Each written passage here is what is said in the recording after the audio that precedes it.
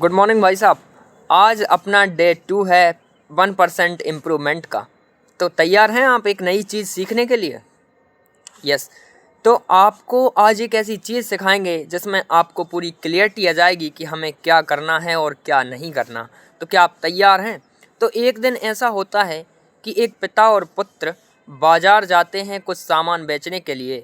घोड़े पर वो सामान लाद करके बाज़ार बेचने के लिए जाते हैं। बाज़ार में वो अपना सामान बेच देते हैं और जब वापस लौट रहे थे तो पिता और पुत्र घोड़े को लेकर के वापस लौट रहे थे। पिता घोड़े की लगाम पकड़े हुए था और पुत्र घोड़े के पीछे पीछे निंग रहा था। पीछे पीछे पैदल चल रहे थे। दोनों लोग पीछे पीछे चल रहे थे। धूप पड़ी हुई थी। आगे चलकर एक गांव पड़ता है। गांव में कुछ लोग बातें कर रहे थे उन लोगों को देख करके कि दोनों कितने मूर्ख हैं। घोड़ा साथ है लेकिन दोनों पैदल चल रहे हैं। तो उनकी बातें सुनकर पिता और पुत्र एक जगह रुककर सोचने लगते हैं कि पिताजी ये तो सही बात है। तो पिता पुत्र से कहता है कि बेटे एक काम कर, तू घोड़े पर बैठ जा, मैं इसकी लगाम पकड़ के चलता हूँ।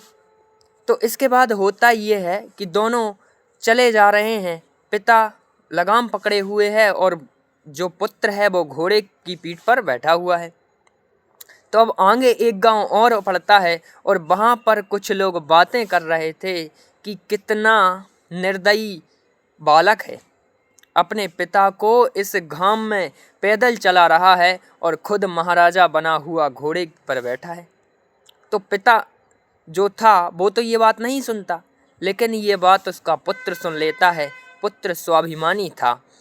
वो पिताजी से कहता है, पिताजी आप एक काम कीजिए, आप घोड़े पर बैठ जाइए, मैं घोड़े की लगाम पकड़ कर चलता हूँ। तो दोनों अब चल रहे हैं। अब पिता घोड़े पर बैठा हुआ है और पुत्र लगाम पकड़कर चल रहा है। आगे एक और गांव पड़ता है और गांव के कुछ लोग फिर से बातें कर रहे थे कि कितना निर्दयी पिता है, बालक को ऐसी धूप में लगाम पकड़कर चला रहा है और खुद महाराजा बना हुआ घोड़े पर बैठा हुआ है। तो इतना सुन करके पिता फिर से हैरान हो जाता है कि आखिर ये हो क्या रहा है।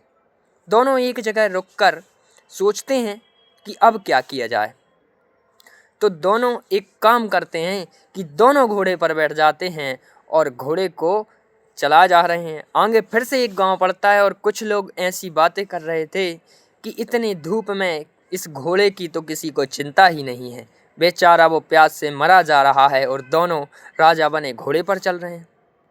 तो दोनों लोग एक स्थान पर रुक जाते हैं और सोचने लगते हैं कि क्या किया जाए, ऐसे तो ये दुनिया हमें जीने नहीं देगी। तो दोनों एक पेड़ के नीचे खड़े ये सब बातें कर रहे थे।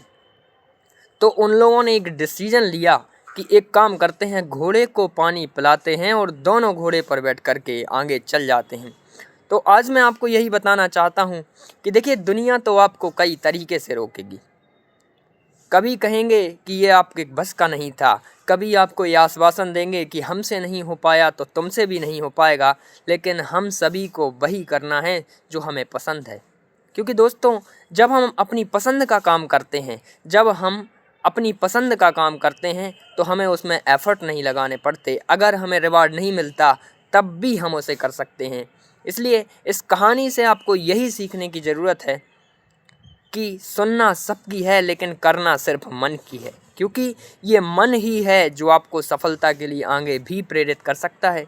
तो आज की कहानी का यही मोटिव था कि आप सभी को करना वही है जो आपको पसंद है, क्योंकि पसंद का काम करने से हमें ज़्यादा एफ़र्ट नहीं लगाने पड़ते, हमें ज़्यादा तकलीफ़ नहीं होती।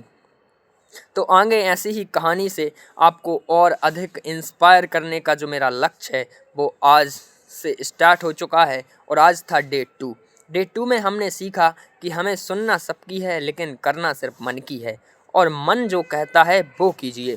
किसी के दबाव में आकर अपने करियर को बर्बाद मत कीजिए।